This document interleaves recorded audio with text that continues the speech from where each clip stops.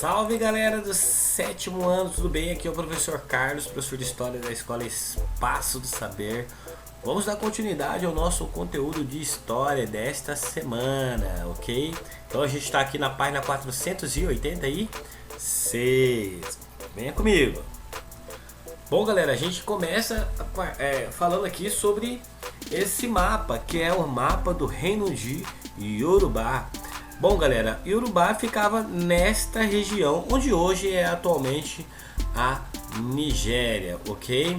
Organizada em cidades, estados. O que é uma cidade-estado, pessoal? São cidades independentes, tá?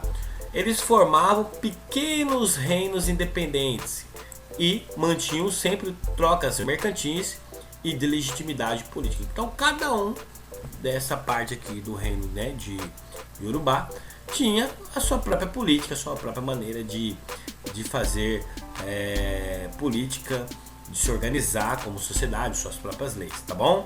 Bom, as comunidades iorubás que se desenvolveram principalmente no sudeste da atual Nigéria constituíam os grandes centros civilizatórios da Guiné e chegaram a influenciar outras civilizações da região, tá? As aldeias onde ficava o rei eram designadas como cidades, tá? Quando a gente fala sobre agricultura, tá? A gente tem uma divisão aqui, uma divisão entre homens e entre mulheres, porque os homens eles vão cuidar da parte da agricultura, de plantar, de colher. As mulheres elas já vão cuidar da parte mais técnica, como por exemplo, da limpeza, da moagem dos grãos, né, de pegar os grãos ali e moer para tirar, né, e extrair o produto, deixar a palha de lado, tá? O armazenamento também desses produtos, tá? As mulheres também tinham um cuidado com as crianças pequenas, com os animais, tá? Além disso, preparavam os alimentos e vendiam produtos agrícolas excedentes. Então, os homens eles tinham um papel importante, mas as mulheres faziam muito mais, né, pessoal? Tá? Essa sociedade ela era patriarcal, ou seja, quem exercia o poder eram os homens adultos, tá bom? Os laços de parentesco também eram importantes, tá? E eram determinados pelo vínculo de sangue ou por casamento. Muito importante isso aqui, tá? Quando você pega lá no início do século XIX, o que vai acontecer? Os iorubás vão sofrer uma invasão do povo fulani, tá? E eles acabaram migrando para o sul da África. E aí quando você chega em 1901, o que acontece? A maior parte das áreas iorubás elas foram colonizadas pelos britânicos, tá? Que implementaram um sistema de governo indireto que acabava imitando as estruturas tradicionais. Mas o certo que nós temos que observar aqui é que quando os europeus eles chegam na África, eles vão acabar destruindo aí muito, né, da maneira de viver das sociedades africanas. Ok, pessoal? Bom, galera, indo para a página seguinte, a gente tem aqui a arte africana, tá? E aí quando a gente fala sobre a arte africana, eu quero trazer para você essa palavra aqui, ó, diversidade. Por quê? Você tem um povo africano, mas você tem também vários povos africanos. Quando a gente fala assim, fulano é da África, ele é africano, beleza, mas a gente tem que saber que a África é um continente que ela tem muita diversidade e isso acaba influenciando no que? Inclusive na maneira de se fazer a arte. Então, cada arte representava um povo, cada arte representava um reino, uma aldeia, as expressões corporais, as pinturas que faziam, né? Tá bom? Então, tudo isso é importante a gente observar. Então, quando eu falo de arte africana, eu estou falando de uma diversidade aqui também, tá? Outra coisa interessante é a cerâmica e a cestaria, junto com os adornos corporais, como eu falei para vocês aqui, tá bom? Essas por exemplo, a cerâmica, a cestaria de fazer cestos, os adornos corporais, eles respondem às necessidades cotidianas e aos rituais. Então vamos lá, o cara precisa guardar os grãos, faz lá uma cesta, né, para guardar os grãos. O cara precisa, vai ter uma festa, um ritual, então ele vai lá e faz um adorno corporal. Aquele filme Pantera Negra é bem interessante porque ele vai mostrar exatamente essas diferenças africanas, né?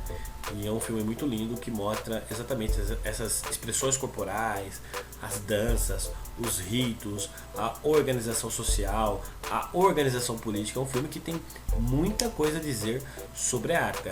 Às vezes a gente vai assistir um filme como esse e só presta atenção na história da Marvel, né? Ah, lá o Pantera Negra, que massa, né? Como que ele faz, como que ele age.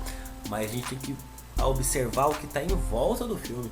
É cheio de simbologia esse filme. É um filme muito bacana para você assistir e observar como se organizava essas sociedades, né? Porque ao mesmo tempo que você vê lá um cara vivendo numa tribo, né? Você vê uma cidade. Você vê a maneira de se eleger um rei, tá? Você vê que cada tribo ela tem uma maneira lá, principalmente naquela parte que o rapaz lá, o Pantera Negra, ele vai ser desafiado, né, por outras tribos. Você vê a maneira de se vestir de cada tribo, embora sejam tribos fictícias ali, mas mostra a diversidade do que é um continente como a África, tá bom? Quando a gente fala das esculturas, né, aí entra a questão das estátuas, a gente fala de diferentes significados e diferentes funções, tá? E aqui a gente observa também que em alguns grupos tribais, as estátuas, elas tinham uma simbologia muito significativa, como por exemplo a boneca da fertilidade. Então a mulher tinha dificuldades lá para engravidar, ela adquiria uma boneca dessa, tá? E através disso aqui poderia ajudá-la, dessa boneca poderia ajudá-la a ter filhos, tá? As máscaras também, né? Lembra lá do Pantera Negra? Também temos as máscaras. Então as máscaras, elas tinham funções muito importantes. Elas poderiam ser usadas, por exemplo, aqui, ó, nas danças, nos festivais de colheitas, casamentos, né? Início da adolescência, funeral ou um rito divino. Então há uma diversidade, inclusive no uso dessas máscaras, tá? Bom, galera, cada cultura africana tinha a sua forma de conceber o mundo, de enxergar o mundo, tá? Então, mais uma questão aí da diversidade africana. Eu bato na tecla e falo para vocês, quando falamos de África, nós não estamos falando de um povo, nós estamos falando de povos, de maneiras diferentes de se organizarem. Beleza, pessoal? Bom, galera, a existência do indivíduo se traduz por meio do seu bem-estar no mundo. Olha aqui, da questão da diversidade cultural que eu falei para vocês no continente, ou seja, diferentes formas, tá? Diferentes formas e estilos de arte tradicional. Então, a existência do indivíduo se traduz por meio do seu bem-estar no cotidiano, no trabalho, no lazer, sempre conectado ao universo cósmico, natural, sobrenatural ao mesmo tempo. Assim, para os povos africanos, era impossível separar o concreto do espiritual, tá? Ou seja, para eles, o sagrado e o profano são coisas que andam junto. Então, sagrado e profano são coisas que andam juntas. Então, era impossível para esses povos separar aquilo que é concreto, minha vida física, da minha vida espiritual. As coisas se ligavam uma à outra. E através disso veio para o Brasil isso aí, né? Com povos africanos escravizados, trouxeram muito dessa cultura, dessa maneira de ver o mundo.